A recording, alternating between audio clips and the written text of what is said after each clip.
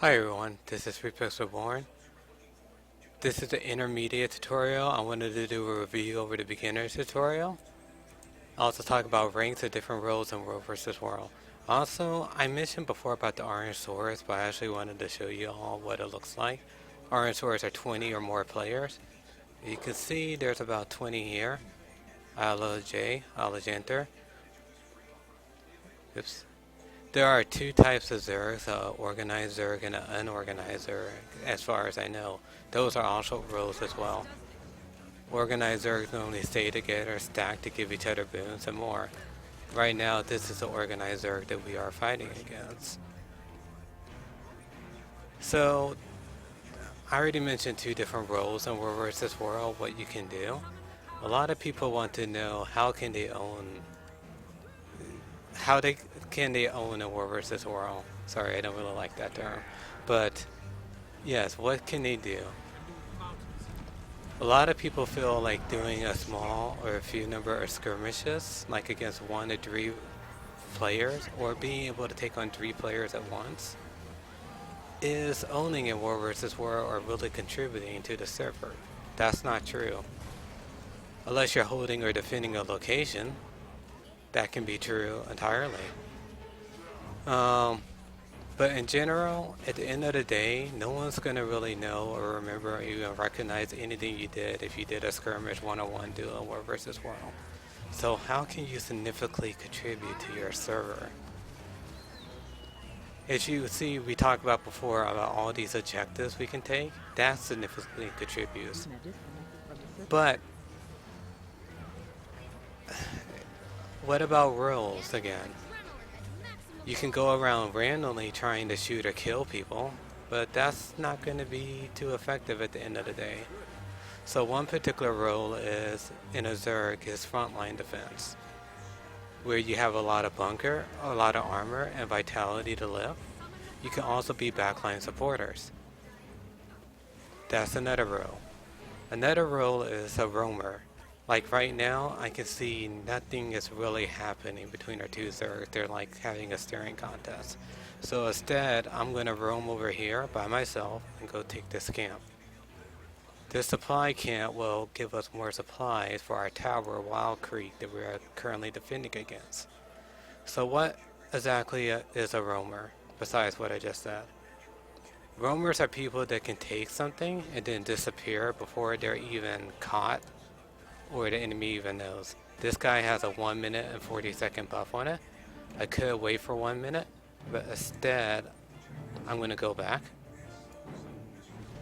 I'm going to help out our Zerg a little and come back. But I can see there's a player over there trying to take the camp too. So instead, I'm going to join up with them. This will lead us into another role. If you are in a party of friends, guildies, random people, doesn't matter. If you're in a group a small group trying to accomplish certain objectives, most players call it a havocing. It's a smaller zerg, if you could say. I don't really need to kill this Stiliac because we already have this tower and it's not going to do anything. But I'm sort of using up time, since we still have to wait 1 minute until we can take that camp. And I can see by that player dot that he's doing fine. He's moving around. He's still alive anyway. Okay. Yep, he killed everything. He's a roamer as well. 20 seconds. Another thing I wanted to bring to mind that I haven't talked about before is map chat and team chat. Map chat is for less important things, like Ranger Emeritus says SPI. What is SPI? SPI is an abbreviation for a server name. Our abbreviation is FA. People call IOJ, Allegent there. You're going to run into a lot of server name abbreviations while you're in War vs. World. They're normally easy to figure out. So map chat, as I was saying, is used for less important things. Team chat is used for really important things like, let's see, take off this. Team chat, port down on banner. Some mesmer was trying to port us in.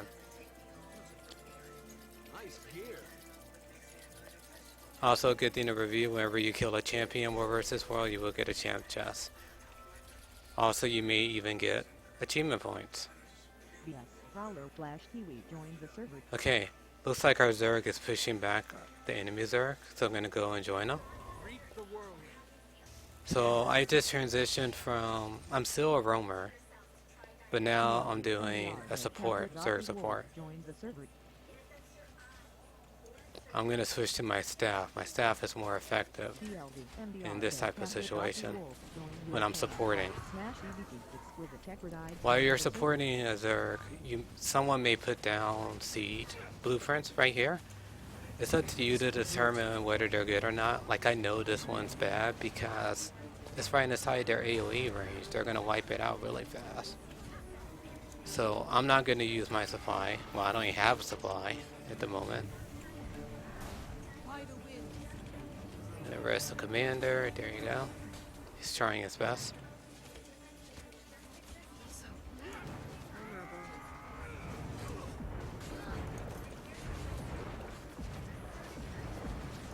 I'm gonna turn off kill chat. Okay.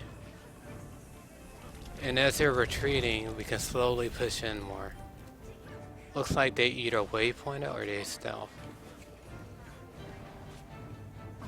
So I'm gonna let the zerg go ahead of me because I'm playing the support role right now. I want to make sure there are always players ahead of me. I don't want to be out in front. Using my crowd control skills, I can stop some of the zerg from running away and at least separate them. Or attempt to, anyways.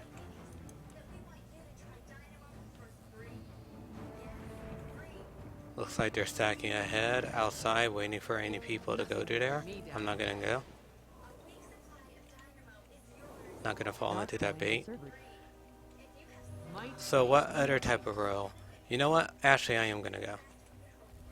I'm gonna show you the other role. The other role is Zerg Chaser, chasing after Zergs and reporting their location in map or team chat. Like, I noticed there was a lot of ILJ outside. So I'm gonna say ILJ outside address tunnel was to the right. That way the commander knows.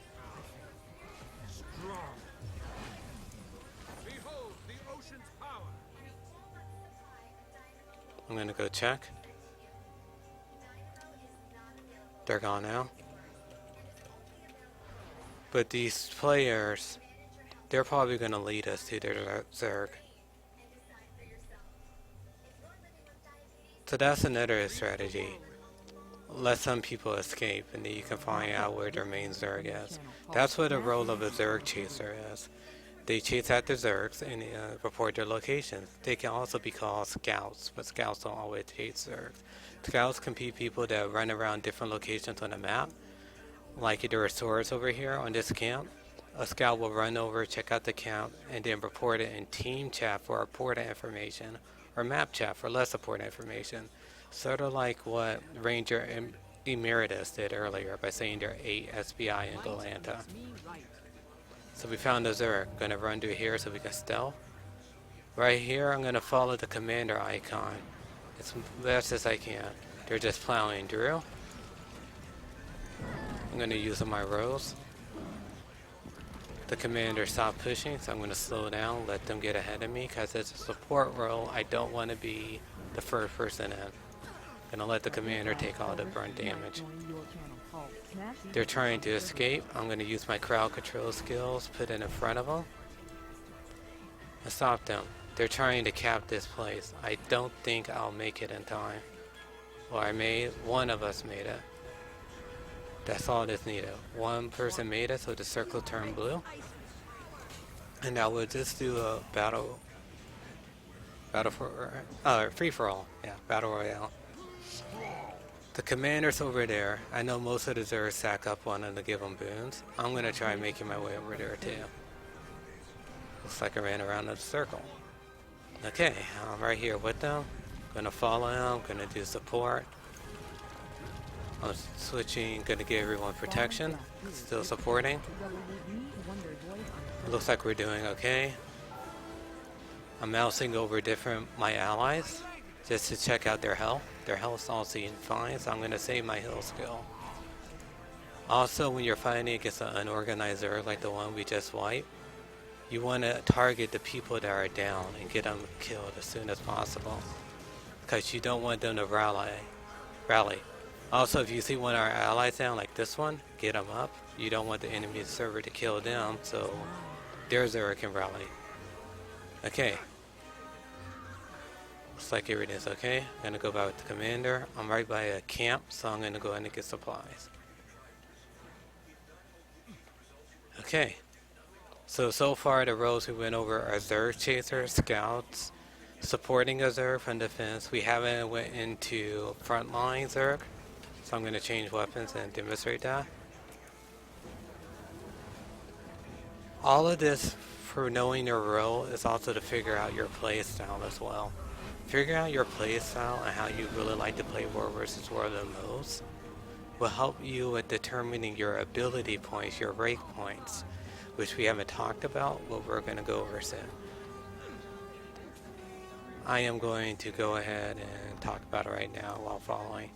So we have these rank points. Each time you rank up, you'll get a bonus chest, like the one above my mini-map, and you'll also get one ability point. You can use the ability points to give yourself special abilities in War vs. World, like reduce the damage you receive against scars. Gonna move this down so I can see. Other than that, there are other things like arrow card mastery. Increase the range on all of your arrow card skills, which can be really helpful. Repair mastery. You spend more supplies as you repair. Knowing what to spend points in all depends on what role you feel the most comfortable in, War vs. World, or what you like to do. Like if you're in a Zerg a lot, you may feel like doing Build Master, so you can spend more supply to get up siege faster to support the Zerg. If you like doing offensive things, you may find yourself liking catapults, if you want to take down siege a lot more, or ram mastery. Like if this ram wasn't in use, I would pick it up and I will be using it because I have extra points in ram mastery. If you're defending, or you really like defending location, keeping it around from zergs, preventing a entire zerg or a group of players from taking a keep or a tower, that's another way how you own in War vs. World, defending your stuff. You may find yourself using mortars, mortar mastery, or a cannon mastery, any type of defensive siege. There are a lot of things you can do in War vs. World that can help your role. Like, I rarely ever use a trebuchet, so I have 0 points in it. That's not the role that I do with Repex. It's not my playstyle. I don't really like using trebuchets on Repex too much. I do, however, like ballistas. Ballistas are fun to me. So what you put your ability points on, just make sure it's something that you enjoy, that you find yourself using often. Now, how did you figure out your role or your playstyle in War vs. World? That would just come in time, hang out with commanders, trying to take things by yourself, grouping up with others to do havoc groups. I would recommend not spending any of your ability points until you get to level 20. I noticed the commander map back. I'm not sure why he mapped back right now, but I do see a sentry, so I'm going to go ahead and take that. Since I'm doing a roaming role, that's what I'm going to do. I'm going to take small objectives that I feel I can take by myself. Also, as I mentioned, the bonus chests over here that you get each time you rank up, it will look like this. You get money, some items, maybe even an ascended item, and press this up. This is a sentry we talked about before. I'm lagging a little, so I'm going to try fighting due to lag. Luckily, some other FA players came, so this won't be too bad. Okay, got it. Sentry's being captured. Commander may be taking a break, or he could be building golems. You notice our sewers are over here. So in the scout role, me being a scout, I'm going to run over there. I'll switch roles now. I am lagging a lot, so I may wind up dying doing this. Here come the flames. Disconnected from the server. Oh, say chat too. Say chat is for like random things. Like, yeah, as you can see. I'm going to keep checking the map. I'm going right into enemy territory, so it's highly dangerous. I wouldn't recommend doing this unless you're good with map reading. And we will go over map reading in a later video in the intermediate series, because that can really save your life. Also, being on TeamSpeak to listen to what other players are saying can really help. I'm not on TeamSpeak right now because I figure it will cause clutter with me talking and them talking. Since I'm doing the scout role, I don't really want to linger in this area and take this sentry, because I'm surrounded by enemies right now. There's one player, it's an Allegent, there's zerg. As you can see, I'm going to report it. Dang, one saw me, he didn't see me, he's scattering. I am trapped. Okay, I'm going to go this way. Dang. But I'm going to at least report it. Allegent, there's zerg at...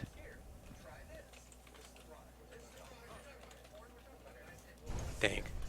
Okay, cool. Darn stun. There isn't much I can do to escape this situation, not with this lag. There's another Allegent or zerg up there. It's probably not a good idea for me to go there. So another thing you want to do as a roamer is know the map. I know they just took this camp. I don't want to go there. They'll have NPCs on their side. I'll probably get wiped out. There's some links here.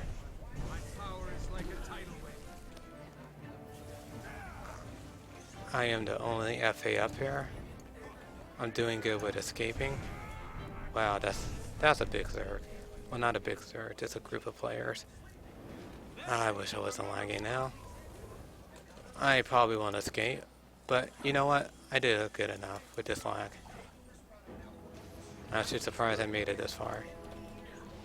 Another thing about map reading, like I said, know it. I just ran completely into a dead end. Because I forgot the map location there. Ride the lightning sent me the wrong way.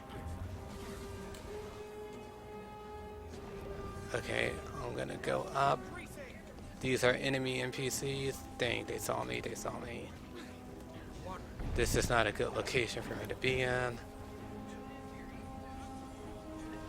I'm gonna go back the other way. Switch. Is that my sword? Come on. Ah, dang it. Missed it. Got it. Darn. Lag. I'm stunned. Okay, running. Running. More NPCs.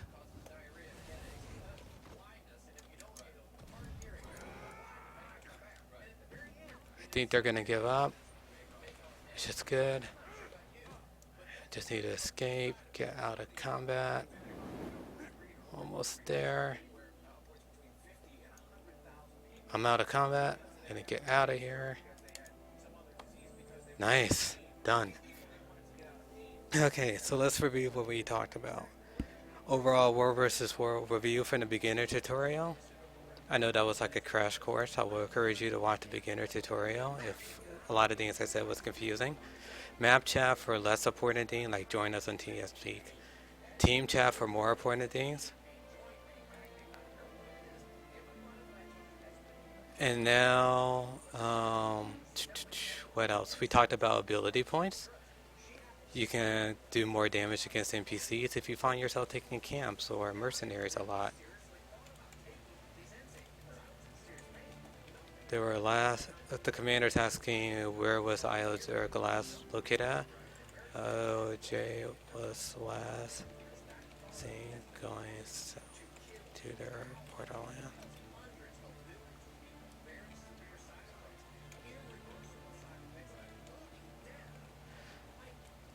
Okay, so I updated him in team chat to let him know. Group of SPI going to Hylock. And that's about it. So how do you own a War versus World? By taking objectives, defending objectives, like taking Rose Quarry because we don't have it anymore. And this map is Eternal Battlegrounds, which has its own unique set of rules, which I will cover later on in an intermediate video. Since Eternal Battlegrounds is kind of different from the other three Borderlands. That's about it. Next time we'll talk about map reading. Maybe go more into Eternal Battlegrounds. And yes, we'll do that. Map reading and Eternal Battlegrounds. Alright, thank you for your time, everyone. And I hope to see you all soon. This is Refix. Have a nice day.